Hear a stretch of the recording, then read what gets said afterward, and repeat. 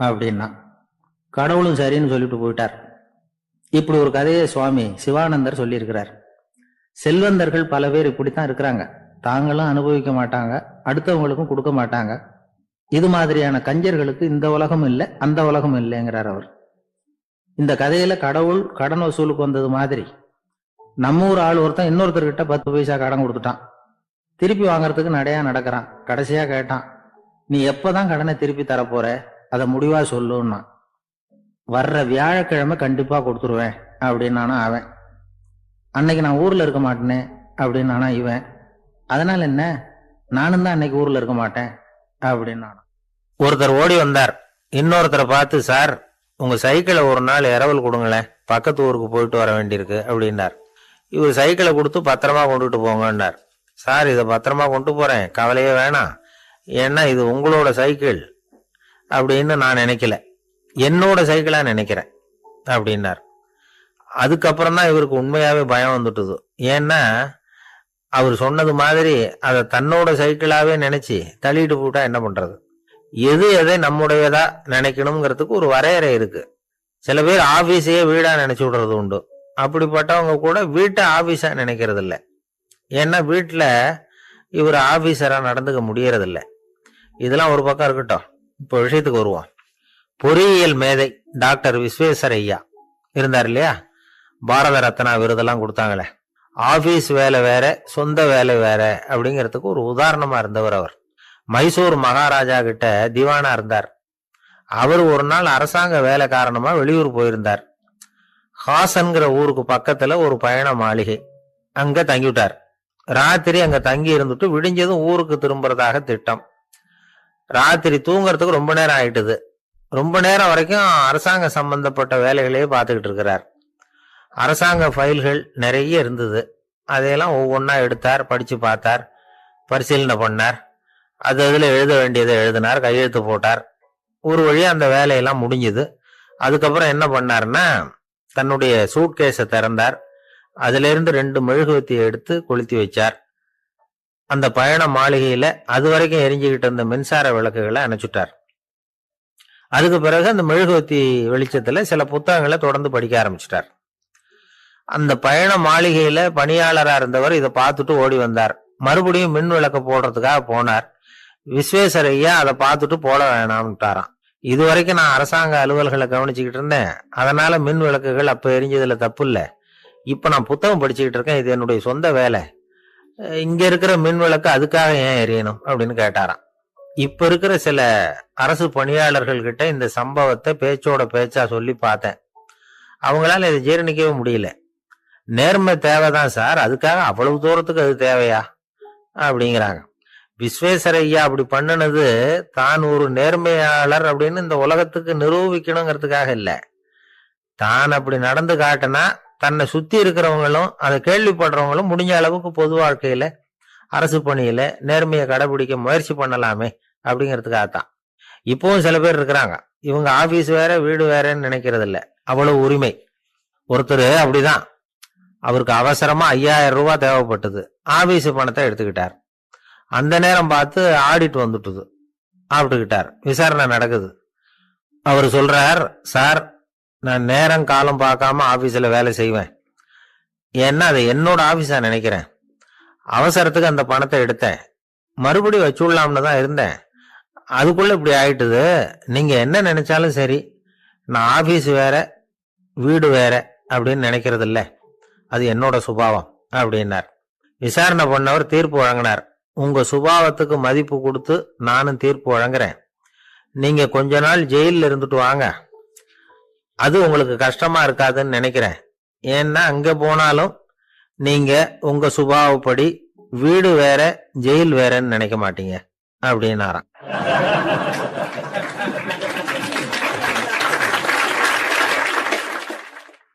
திபேத் நாட்டுல புத்த மடாலயங்கள் நிறைய உண்டு. அதுக்கு ஒரு தலைமையகமும் உண்டு. அது இந்த திபேத் தலைநகரம் லாசாவில் இருக்குது. ரொம்ப காலத்துக்கு அப்பால அதை பற்றிலாம் நிறைய விவரங்கள் எழுதி வச்சிருக்கிறாங்க. அது இப்போவும் நமக்கு கிடைக்குது. அதாவது ரொம்ப தூரத்துக்கு அந்தாண்ட மலைகளுக்கு நடுவுல ஒரு கிளை மடாலயம். அந்த மடத்தின் தலைவருக்கு வயசாயிட்டு தான். அதனால தலைமை பொறுப்பை வேற ஒருத்தர்கிட்ட ஒப்படைக்கலாம் அப்படின்னு முடிவு பண்ணாராம். உடனே ஒரு லாமாவை கூப்பிட்டார். அவர் மூலமா தலைமை மடாலயத்துக்கு செய்தி அனுப்புனார், பொருத்தமான வாரிசு ஒருத்தரை அனுப்பி வைக்கும்படியாக. அந்த வாலிப லாமா புறப்பட்டார். காடு மேடெல்லாம் நடந்து போறார். ரொம்ப நாள் கழிச்சு தலைமை பீடத்தை அடைஞ்சார். தலைமை குரு கிட்ட விவரத்தை சொன்னார். தகுதியான ஒருத்தரை அனுப்பி வச்சா அழைச்சிட்டு போறேன் அப்படின்னார். சரி, நாளைக்கு காலையில நீங்க அவங்க எல்லாரையும் அழைச்சிட்டு போகலாம்னார் அவரு. அவங்க எல்லாரையுமா? அங்க தேவைப்படுறது ஒருத்தர் தானே அப்படின்னாரு இவர். ஆமான்னார். அப்புறம் ஏன் எல்லாரையும் அழைச்சிட்டு போக சொல்றீங்கன்னார். அது இப்போ உனக்கு புரியாது. நான் ஒரு 100 பிக்குகளை அனுப்புறேன், அதாவது பிட்சுகளை. அவ்வளவு பேரையும் அங்க வச்சு சமாளிக்க முடியாது அப்படின்னாரு இவரு. இருந்தாலும் இப்ப அந்த தலைமை குரு என்ன சொன்னாருன்னா, அதை பத்தி கவலைப்படாத, நான் 100 பேரை அனுப்புறேன். அதுல 99 பேர் வழியிலேயே காணாம போடுவாங்க, ஒருத்த மட்டும்தான் வருவான். அவனும் அங்க சேர்ந்துட்டானா நீ ரொம்ப கொடுத்து வச்சவன் அப்படின்னார். இவருக்கு ஒன்றும் புரியல. இருந்தாலும் மறுநாள் அந்த வாலிப லாமா 100 பேரை அழைச்சிக்கிட்டு புறப்பட்டார். போற வழியிலேயே பல பேர் அங்கங்க பிச்சுக்கிட்டு போட்டாங்க. அவர் சொன்னது மாதிரியே. வழியில அவங்க ஊர்கள் இருந்ததுதான் காரணம். அப்பா அம்மாவை பார்த்துட்டு வரேன் அப்படின்னு கொஞ்சம் பேர் போனாங்க. சொந்த பந்தத்தை பார்த்துட்டு வரேன் அப்படின்னு கொஞ்சம் பேர். ஒரு வாரம் ஆச்சு. இப்ப மிஞ்சினது 10 பேர் தான். வழியில ஒரு நகரம். அங்க சில பிட்சுக்கள் சந்திச்சாங்க. எங்க மடத்து தலைவர் இறந்துட்டார், உங்கள யாராவது ஒருத்தர் எங்களுக்கு தலைவர் ஆக முடியுமா அப்படின்னு கேட்டாங்க. 10 பேரும் தயார். அதுல ஒருத்தரை அழைச்சிட்டு அவங்க போயிட்டாங்க. இன்னொரு ஊர்ல சில பேர் வந்தாங்க, வழி மறிச்சாங்க. நில்லுங்க, எங்க மன்னர் மகளுக்கு திருமணம், அதை நடத்தி வைக்க 3 லாமாக்கள் தேவை அப்படின்னாங்க. இப்படி கொஞ்சம் கொஞ்சமா எல்லாரும் காலி. கடைசியில 2 பேரும் மிஞ்சினாங்க. அங்க ஒரு இளம்பெண் எதிரில் வந்தா. எங்க அப்பா வேட்டைக்கு போயிருக்கிறாரு, இன்னும் திரும்பி வரல. வீட்டுல வேற யாரும் இல்ல, தனியா இருக்க பயமா இருக்கு, யாராவது ஒருத்தர் எனக்கு துணையா இருக்கணும் அப்படின்னு கேட்டுக்கிட்டா. எங்க 2 பேர்ல நீயே ஒருத்தரை தேர்ந்தெடுத்துக்கோ, இல்லைன்னா எங்களுக்குள்ள சண்டை வந்துடும் அப்படின்னாங்க. இப்ப மிஞ்சினவர் ஒருத்தர். அவருக்கும் ஒரு சோதனை வந்தது. ஒரு தர்க்கவாதி எதிரில் வந்தான். உன்னோட வாதம் பண்ணணும்னா. இவனோட வாதம் பண்றேன், அது முடிய ரொம்ப காலம் ஆகலாம். தர்க்கத்துல நான் ஜெயிச்சா அங்க வரேன், இல்லைன்னா இவருடைய சீடன் ஆயிடுவேன் அப்படின்னாரு அவரு. கடைசியா அழைக்க வந்த வாலிப லாமா மட்டும் வெறும் கையோட திரும்பி போனார். அங்க இருந்த வயசான மடாதிபதி கேட்டார், எத்தனை பேர் அங்கிருந்து புறப்பட்டீங்கன்னார். என்னையும் சேர்த்து 101ன்னாரு அவரு. நல்லது, நீயாவது திரும்பி வந்திய, அதுதான் எனக்கு போதும். ஏன்னா நீ தான் எனக்கு உண்மையான வாரிசு. அந்த 100 பேர்ல யாரும் வரமாட்டாங்க அப்படின்னாரு அவர். ஏன்னா அவருக்கு தெரியும் இவர் ஒருத்தர் தான் திரும்பி வருவாருங்கிறது. திபேத்துல ஒரு பழங்கால பழமொழி உண்டாம், 100 பேர் செல்லலாம், எப்பொழுதாவது ஒருவன் அபூர்வமாக அடைய வேண்டிய இடத்தை அடைவான். இதுதான் அந்த பழமொழி. ஒரு உன்னதமான இலக்கை அடையணும்னா அது அவ்வளவு சுலபமான காரியம் இல்லை. இந்த காலத்து மடாலயம் ஒண்ணும், அதுல ஒரு தலைவர், அவருக்கு வயசாயிட்டுது, தனக்கு ஒரு வாரிசை நியமிக்கணும் அப்படின்னு ஆசைப்பட்டார். ரொம்ப கஷ்டப்பட்டு ஒருத்தரை பிடிச்சார். தனக்கு வாரிசா நியமிச்சுட்டு அவர் சமாதி ஆயிட்டார். புதுசா பொறுப்பேற்றுக்கிட்டவர் அப்படியே உட்கார்ந்துருந்தாரு. அவரை தேடிட்டு பத்திரிகை நிருபர்கள்லாம் வந்தாங்க, கேட்டாங்க. அவரு உங்க பொறுப்புல அவர் பெரியவர் விட்டுட்டு போன இது எவ்வளவு சுமாரா தேரும், எவ்வளவு விட்டுட்டு போனார் அப்படின்னு கேட்டிருக்கிறாங்க. அது என்ன ஒரு 50 லட்சம் இருக்கும் அப்படின்னாராம். அவ்வளவும் பணமா அப்படின்னு கேட்டிருக்காங்க. இல்லைங்க, கடன் அப்படின்னாராம் இவர்.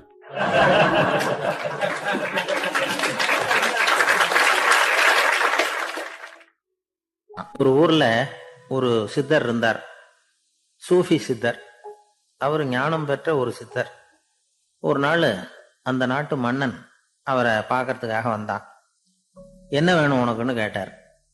நான் கடவுளை பார்க்கணும், அதுக்கு நீங்க தான் உதவி பண்ணணும் அப்படின்னா அவன். சித்தர் கொஞ்சம் யோசனை பண்ணார். சரி, போயிட்டு நாளைக்கு வாடினார். அதே மாதிரி மன்னன் போயிட்டு அடுத்த நாள் வந்தான். இங்க நீ என்னோட ஒரு வாரம் தங்கி இருக்க வேண்டியிருக்கும்னார். சரின்னா ஒரு பிச்சை பாத்திரத்தை தூக்கி கையில கொடுத்தார். அவனுக்கு ஒன்றும் புரியல, இருந்தாலும் வாங்கிட்டான். வாங்கிட்டு இதை என்ன செய்யணும் அப்படின்னு கேட்டான். இதை ஒண்ணும் செய்ய வேணாம், இதை எடுத்துக்கிட்டு பக்கத்துல உள்ள கிராமங்களுக்கு போ, வீடு வீடா பிச்சை எடுத்துக்கிட்டு வா. அப்படி வந்த பிறகுதான் உனக்கு சாப்பாடும் ஓய்வும் கிடைக்கும். ஒரு வாரம் இப்படி செய், அதுக்கப்புறம் 8வது நாள் நாம கடவுளை பத்தி யோசிக்கலாம் அப்படின்னார். இப்படி இவர் சொன்னதை கேட்டதும் அந்த அரசனுக்கு அதிர்ச்சி ஆயிட்டது. ஒரு மாதிரி ஆயிட்டான். தன்னுடைய சொந்த நாட்டுல சொந்த குடிமக்கள் கிட்ட போய் பிச்சை எடுக்கிறதா அப்படின்னு யோசனை பண்ணி பார்த்தான். அதுக்கப்புறம் மெதுவா அவன் அந்த சித்தரை பார்த்தான். ஐயா, சொந்த நாட்டிலேயே பிச்சை எடுக்கிறதுன்னா எனக்கு ஒரு மாதிரியா இருக்கு, வெக்கமா இருக்கு. நான் வேணும்னா வெளி தேசத்துல எங்கேயாவது போய் பிச்சை எடுக்கவா அப்படின்னு கேட்டான். இதுக்கு அந்த சித்தர் ஒரு சம்மதிக்கல. இத பாரு, உன்னால பிச்சை எடுக்க முடியலன்னா பேசாம திரும்பி அரண்மனைக்கே போயிடு. அதுக்கப்புறம் கடவுளை பத்தி எல்லாம் பேசுறதுக்கு என்னை தேடிட்டு வரக்கூடாது அப்படின்னு விட்டார். மன்னன் தயங்கினான். இருந்தாலும் மனசை சரி பண்ணிட்டு சம்மதிச்சான். சரிங்க, ஒரு வாரம் இங்க தங்குறேன், நீங்க சொல்றது மாதிரி பக்கத்து கிராமங்களுக்கு போறேன், வீடு வீடா பிச்சை எடுக்கிறேன், வர்றேன் அப்படின்னா.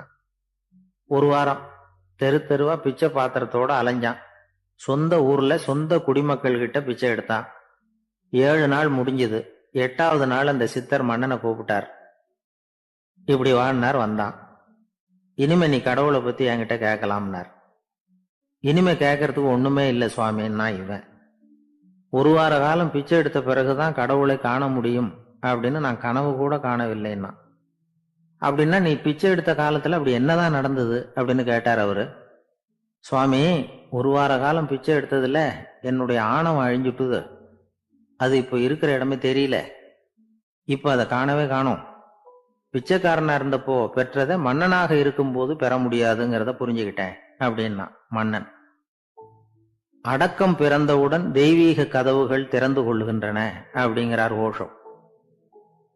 நம்மால் ஒருத்தன் ஆணவம் அழியணுங்கிறதுக்காக ஒரு திருவோட்டை எடுத்துக்கிட்டு தெரு தெருவா பிச்சை எடுக்க ஆரம்பிச்சான்.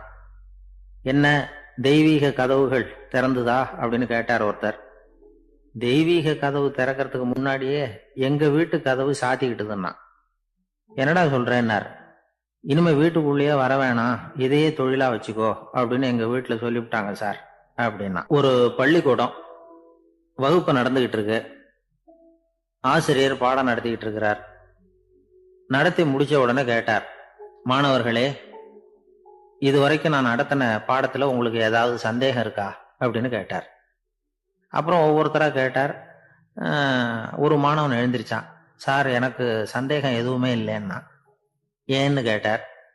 ஏன்னா எனக்கு நீங்க நடத்தின பாடம் தெளிவா புரிஞ்சுட்டுது, அதனால சந்தேகம் வரலன்னா. இன்னொரு மாணவன் எழுந்திருச்சான். சார், எனக்கும் சந்தேகம் எதுவும் இல்லைன்னா. ஏண்டான்னு கேட்டார். ஏன்னா எனக்கு நீங்க நடத்தின பாடம் எதுவுமே புரியல, அதனால சந்தேகம் வரல அப்படின்னா. இந்த இடத்துல நாம கொஞ்சம் சிந்திச்சு பார்க்கணும்.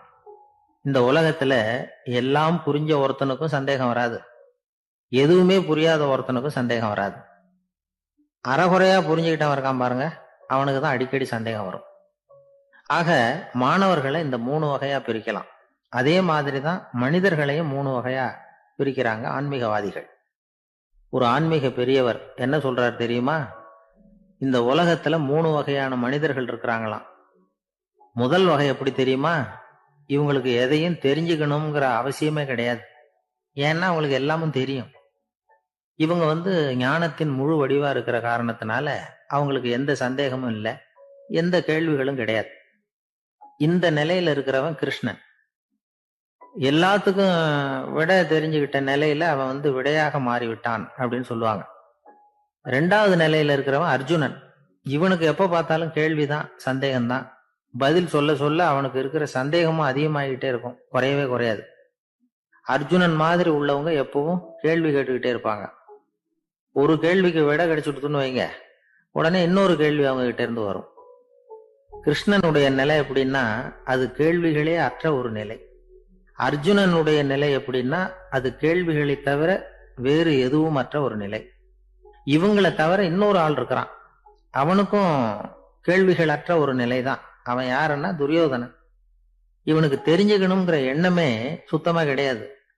ஆவலே இல்லைங்கிறதுனால அதை புரிஞ்சுக்கணுங்கிற அவசியமும் இல்லை. அதனால அவனுக்கு கேள்விகள் அற்ற ஒரு நிலையில அவன் இருந்துகிட்டு இருக்கிறான். எல்லா பதிலும் தெரிந்து கொண்ட நிலையில கிருஷ்ணனும் கேள்விகளற்ற நிலையில இருக்கிறான். தெரிஞ்சுக்கணுங்கிற ஆவலே இல்லாத துரியோதனனும் கேள்விகளற்ற நிலையிலே இருக்கிறான். இப்படியும் இல்லாம அப்படியும் இல்லாம ரெண்டும் கெட்டான் நிலையில இருக்கிறானே, அவன் தான் அர்ஜுனன். அதனால பெரியவங்கள்லாம் என்ன சொல்றாங்கன்னா, இந்த உலகத்துல அர்ஜுனன்களா இருக்கிறவங்க ஒண்ணு துரியோதனனா மாறிடணும், இல்லைன்னா கிருஷ்ணனா மாறிடணும். இதை தவிர வேற வாய்ப்பு இல்லை. துரியோதனன் மாதிரி உள்ளது விலங்கு நிலை, கிருஷ்ணன் மாதிரி உள்ளது தெய்வ நிலை. அர்ஜுனன் விலங்காவும் ஆக முடியல, தெய்வமாவும் ஆக முடியல. இப்படி ரெண்டும் கெட்டானா இருக்கிற வரைக்கும் இந்த கேள்விகளும் பிரச்சனைகளும் இருந்துகிட்டே தான் இருக்கும். இதுதான் பெரியவர்கள் சொல்லுகிற அனுபவ உண்மை. ஒரு ஆசிரியர் ரொம்பவும் விரிவா விளக்கமா பாடம் நடத்தின பிறகு, மாணவர்களே ஏதாவது சந்தேகம் இருந்தா கேளுங்கன்னாராம். ஒரு மாணவன் எழுந்திருச்சான். சார், எனக்கு ஒரு சந்தேகம்னா. என்னன்னு கேட்டார். இது வரைக்கும் என்ன பாடம் சார் நடத்துனீங்க அப்படின்னா அந்த பையன்.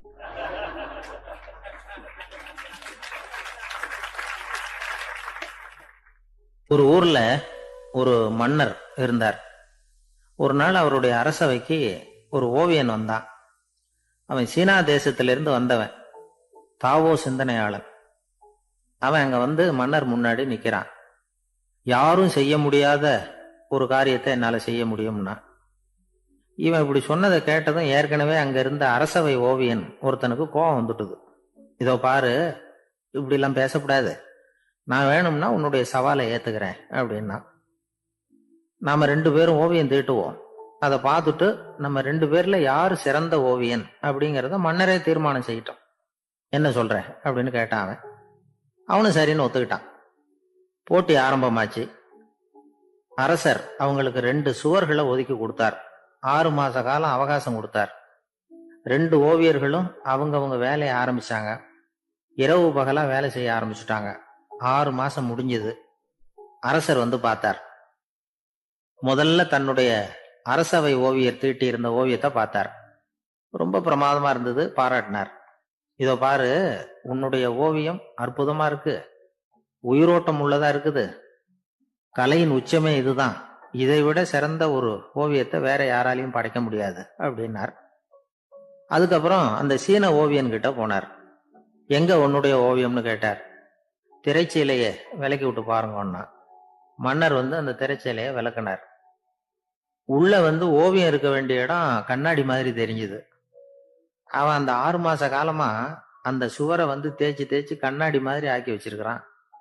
அதுக்கு நேரா எதிர் சுவர்ல அரசவை ஓவியன் தீட்டின ஓவியம் இருக்கு. அது எதிரில் இருந்த இந்த கண்ணாடியில பட்டு பிரதிபலிக்குது. மன்னர் யோசனை பண்ண ஆரம்பிச்சார். அப்புறம் அந்த சீன ஓவியனை பார்த்து கேட்டார். இதோ பாரு, நீ என்னுடைய ஆளை தோற்கடிச்சுட்ட அப்படிங்கிறதுல சந்தேகம் இல்லை, ஆனாலும் எங்களை ஏமாத்தி இருக்கிற, எந்த ஓவியமும் நீ வரையிலையே அப்படின்னார். அரசே, இதுதான் உண்மையான ஓவியம், உயிருள்ள ஓவியம். இது மனோபாவங்களை பிரதிபலிக்கும், மாறுகின்ற காலங்களை அப்படியே காட்டும் அப்படின்னா அந்த சீன ஓவியன். கையால வரைகிற ஓவியங்கள்ல சலனம் இல்லை, கண்ணாடி அப்படி கிடையாது, சக்தியின் ஓட்டம் அதுல எப்பவும் இருந்துகிட்டே இருக்கும். கண்ணாடி மட்டுமே ஜீவன் உள்ள ஓவியமா இருக்க முடியுங்கிறத அந்த சீன ஓவியன் தெரிஞ்சு வச்சிருந்தான். ஏன்னா அவன் ஒரு தாவோ சிந்தனையாளன். ஒவ்வொரு குழந்தையும் இந்த கண்ணாடியோட தான் பிறக்குது. ஆனா நாம என்ன செய்யறோம்னா, ஓவியங்களை கண்ணாடி மீது பதிப்பிச்சு விடுறோம். கண்ணாடி நம்மளை பிரதிபலிக்குது. நம்முடைய அழகோ அவலட்சணமோ கண்ணாடியை பாதிக்கிறது இல்லை. ஏன்னா அதுக்கு மனம் கிடையாது. கடந்து போன வினாடியை பத்தி அது சிந்திக்கிறது இல்லை. அடுத்த கணத்தை பத்தின எதிர்பார்ப்பும் அதுகிட்ட கிடையாது. அதுதான் பற்றற்ற நிலை. மனிதனுக்கு தேவைப்படுறது அதுதான். கண்ணாடி கிட்ட இருந்து நாம கற்றுக்கொள்ள வேண்டிய பாடம் இது. வாழ்க்கையில மனிதர்களை நேசிக்கலாம், உலகின் அழகையெல்லாம் பிரதிபலிக்கலாம், ஆனா எதையும் பற்றி கொண்டு விடக்கூடாது அப்படிங்கிறது பெரியவர்கள் அறிவுரை. துயரம்ங்கிறது பற்றுக்களின் சாயை. கண்ணாடி முன்னாடி நிக்கிறப்போவெல்லாம் நமக்கு இந்த ஞாபகம் வரணுமா. ஒரு குடும்ப தலைவர் ஒரு நாள் காலையில விடிஞ்சு எழுந்திரிச்சதும் சத்தம் போட்டார். யார் இந்த கருங்குரங்கு படத்தை என் ரூம்ல கொண்டாந்து மாட்டி வச்சது அப்படின்னு கத்தினார். சமையல் கட்டில இருந்து மனைவி பதில் சொன்னாங்க. தூக்க கலக்கத்துல உளராதீங்க, நல்லா பாருங்க, அது படம் கிடையாது, முகம் பார்க்கிற கண்ணாடி அப்படின்னாங்க. ஜெருசலேம் அங்க உள்ள ஒரு தேவாலயம். அதுல உள்ள பலிபீடத்தின் முன்னாடி ஒரு பெட்டி உண்டு. அது காணிக்கை பெட்டி. ஆலயத்துக்கு வர்றவங்க பிரார்த்தனை பண்ணிவிட்டு திரும்பி போற சமயத்துல அந்த பெட்டியில காணிக்கை போடுவாங்க. அவங்களால எவ்வளவு முடியுமோ அவ்வளவு போடுறது வழக்கம். அவங்கவுங்க வசதிக்கு தகுந்த மாதிரி போடுவாங்க. வசதி உள்ளவங்களா இருந்தாலும் சரி, வசதியே இல்லாத வறியவர்களா இருந்தாலும் சரி, ஆலய காணிக்கை பெட்டியில காசு போடுறது அவங்களுக்கு ரொம்ப பெருமையான ஒரு செயல். ஒரு சமயம் இயேசு தம்முடைய சீடர்களோடு அந்த ஆலயத்துக்கு வர்றார். அங்க உட்கார்ந்து ரொம்ப நேரம் வழிபாடு பண்ணிட்டு இருக்கிறார். சீடர்களும் அந்த ஜபத்துல கலந்துக்கிட்டாங்க. வழிபாடு முடிஞ்சுது. இயேசு உட்கார்ந்துருக்கிறார். காணிக்கை பெட்டியில காசு போடுறவங்கள கவனிக்கிறார். சீடர்களும் அதையே கவனிச்சுக்கிட்டு இருக்கிறாங்க.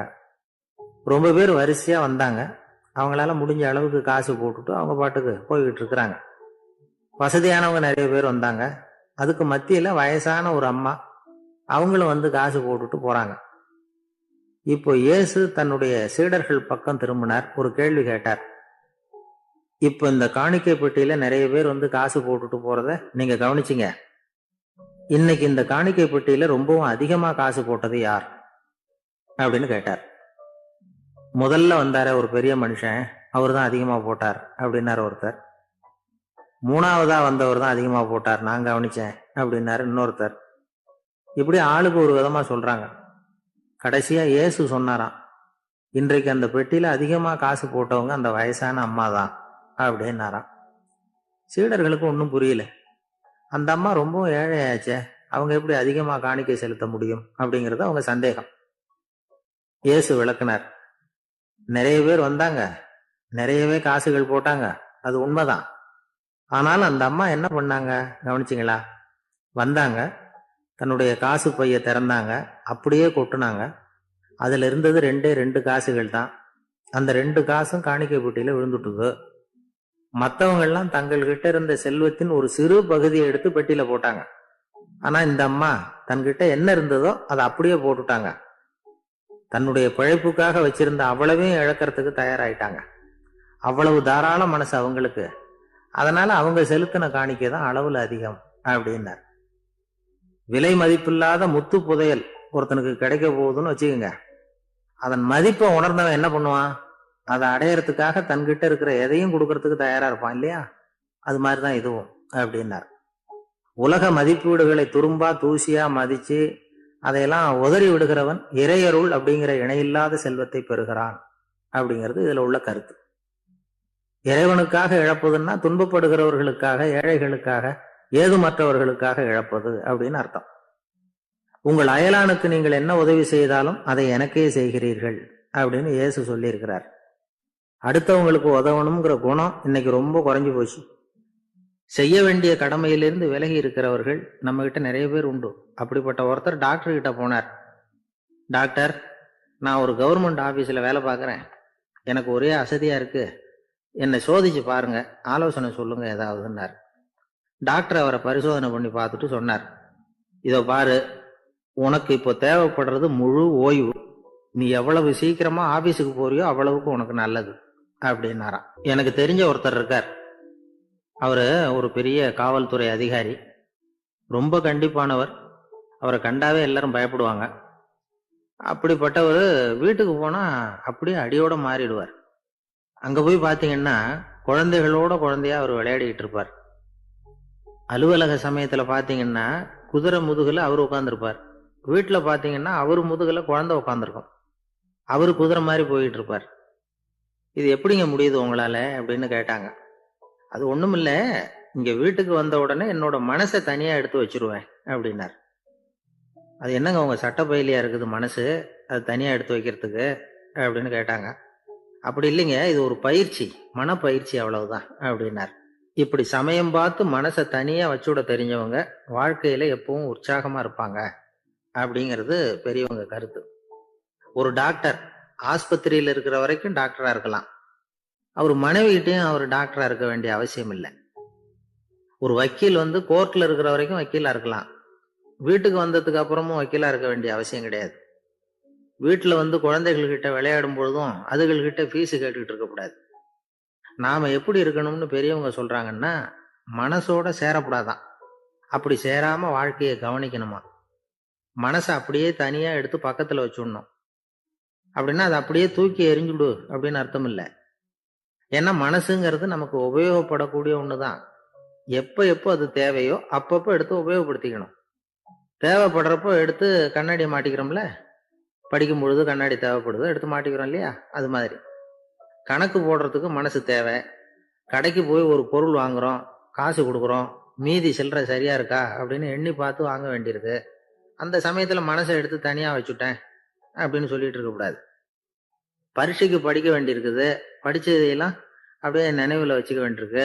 அந்த சமயத்துல மனசை தூக்கி எறிஞ்சுட்டேன் சார் அப்படின்னு சொல்லிட்டு இருக்கக்கூடாது. அப்படி சொன்னா பரீட்சை நம்மளை தூக்கி எறிஞ்சிரும். அதனால தேவைப்படுறப்போ மனசை உபயோகப்படுத்தணும், தேவையில்லாதப்போ அதை தனியா ஓய்வு எடுத்துக்க விட்டுடணும்.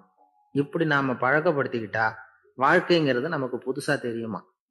மனசுக்கும் ஒரு சக்தி கிடைக்கும். எந்திரங்களுக்கு ஓய்வு கொடுக்குற மாதிரி மனசுக்கும் ஓய்வு கொடுக்கணும், இல்லைன்னா அது களைச்சு போயிடும். குழந்தைகள் மனசை சுமந்துகிட்டு இருக்கிறது இல்ல.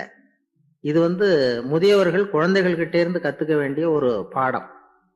ஆனாலும் இந்த கால குழந்தைகள் கிட்ட ரொம்ப எச்சரிக்கையா இருக்க வேண்டியிருக்கு. ஒரு தாத்தாவும் பேரனும் விளையாடிக்கிட்டு இருக்கிறாங்க. தாத்தா எனக்கு சைக்கிள் ஓட்ட கத்து கொடு அப்படிங்கிறான் பேரன்.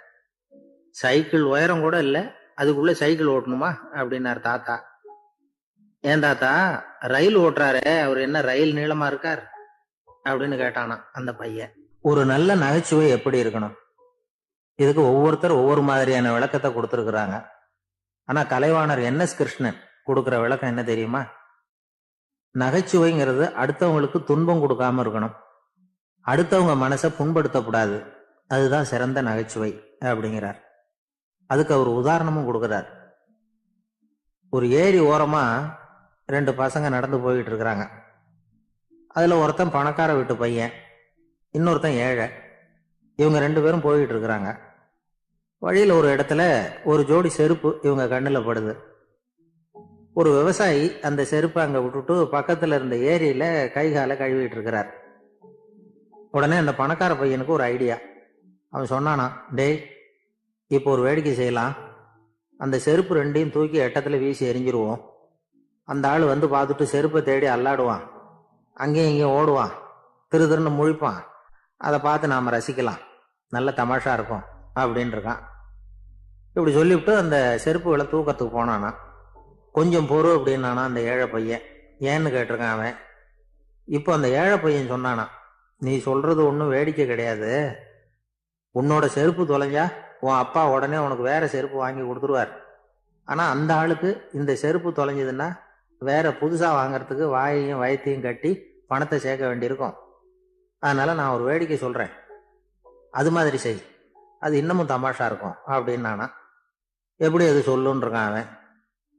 செருப்பு 2ம் அது இருக்கிற இடத்துலயே இருக்கட்டும், உன் சட்டை பையிலிருந்து ஒரே ஒரு ₹1 நாணயத்தை எடு, அதை அந்த செருப்பு மேல அதோட குதிகால் பகுதியில வச்சுட்டு நாம 2 பேரும் அந்த மரத்துக்கு பின்னாடி ஓடி போய் மறைஞ்சு நின்னுக்குவோம், அப்புறம் பாரு வேடிக்கைய அப்படின்னா. அதே மாதிரி ₹1 காசு செருப்பு மேல வச்சுட்டு இவங்க 2 பேரும் மறைஞ்சு நின்னுக்கிட்டாங்க. கொஞ்ச நேரத்துல அந்த விவசாயி வந்தார். காலில் உள்ள மண்ணை தட்டிவிட்டு செருப்பை மாட்டுறதுக்காக போனார். அங்க இருந்த காசு கண்ணுல போட்டுட்டுது. அவருக்கு ஆச்சரியமா போச்சு. அதை கையில எடுத்து பாக்குறார், 4 பக்கமும் திரும்பி திரும்பி பாக்குறார், யார் இதை வச்சிருப்பான்னு. கடைசியில ஆகாயத்தை பாக்குறார். ஆண்டவா, இது உன்னோட கருணை தான், நீ தான் யாரோ புண்ணியவான் மனசுல தர்மம் பண்ற எண்ணத்தை உண்டாக்கி இருக்கிற, அந்த புண்ணியவான் நல்லா இருக்கணும் அப்படின்னு வாழ்த்தி அந்த காசை கண்ணுல ஒத்திக்கிட்டாராம். மறைஞ்சிருந்து பார்த்துக்கிட்டு இருந்த ஏழை பையன் இப்படி சொன்னான், பாத்தியா, உன்னை புண்ணியவான்னு வாழ்த்திக்கிட்டு போறார் அந்த ஆள், அவருக்கும் சந்தோஷம், அதை பார்த்து நமக்கும் சந்தோஷம். உனக்கு ₹1 ஒரு பெரிய விஷயம் இல்லை, ஆனா அதனால நமக்கு கிடைச்சிருக்கிற மகிழ்ச்சி ரொம்ப உயர்வானது அப்படின்னு நானா. வேடிக்கையும் கிண்டலும் இது மாதிரி அடுத்தவங்களுக்கு இடைஞ்சலா இல்லாம இருக்கணும் அப்படிங்கிறார் கலைவாணர். ஆனா பாருங்க, அவருக்கே இடைஞ்சலா வர்ற விஷயங்களை கூட அவர் வேடிக்கையா தான் எடுத்துக்கிட்டாராம். ஒரு தடவை ஒருத்தர் கலைவாணர் கிட்ட ஐயா என் குழந்தை செத்து போச்சு அப்படின்னு சொல்லி அழுதாராம். உடனே இவர் அவருக்கு ₹100 பணத்தை கொடுத்து, இந்தாங்க அடக்கம் செய்யுங்க அப்படின்னு சொல்லி அனுப்பி வச்சாராம். 1 வருஷம் கழிச்சு மறுபடியும் அதே ஆள் வந்திருக்கார். இவர் மறந்துருப்பாருங்கிற நினைப்புல, அண்ணே என் குழந்தை இறந்து போச்சுண்ணே அப்படின்னாராம். இவர் மறுபடியும் ₹100 கொடுத்து ஆறுதல் சொல்லி அனுப்பி வச்சாராம். 7-8 மாசம் கழிச்சு மறுபடியும் அதே ஆள் வந்திருக்கார்.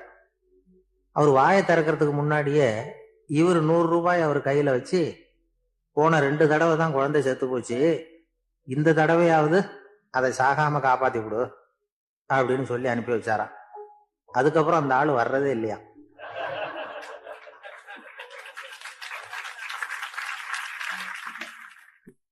ஒரு நாள் ஒரு நண்பரை சந்திச்சேன். உங்க வீடு எதுன்னு உங்களுக்கு தெரியுமா சார்ன்னு. அவர் என்ன ஒரு மாதிரியா பார்த்தார். அப்புறம் சொன்னார், தெரியும் அப்படின்னாரு. சரி, உங்க தொலைபேசி எண் உங்களுக்கு தெரியுமான்னு. அதுவும் தெரியும்னார். உங்க மனைவி மக்கள் யார் யாருன்னு உங்களுக்கு தெரியுமான்னு கேட்டேன். என்ன ஒரு மாதிரியா பார்த்தார். அப்புறம் சொன்னார், அதுவும் தெரியும் சார் அப்படின்னார்.